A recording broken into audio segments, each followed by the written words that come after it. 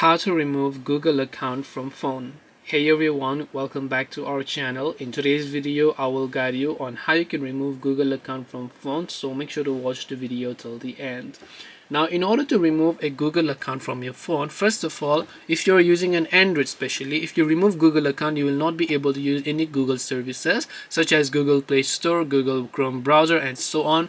You will need a Google account to function. Unlike iOS where you have your Apple ID and it doesn't function without your Apple ID, that's how an Android phone works as well. You can't use Play Store or Google Apps without your Google account. Regardless of everything, if you'd still like to remove your Google account, open up the settings app on your Android phone and then just look for the option known as accounts. Now in my case it is as accounts and backup. In your case it could be written as something else, so go to accounts and backup. Then from the top you'll find the option called manage accounts. You can tap on manage accounts here and you should be able to see a list of Google or whichever account you have. Select them and then you can just tap the remove account option. Tap on remove account from the button to remove this account from your device. This way you should be able to remove your Google account from phone. Hope this video was helpful. If you have any questions, feel free to leave them down. Thank you for watching and see you in the next video.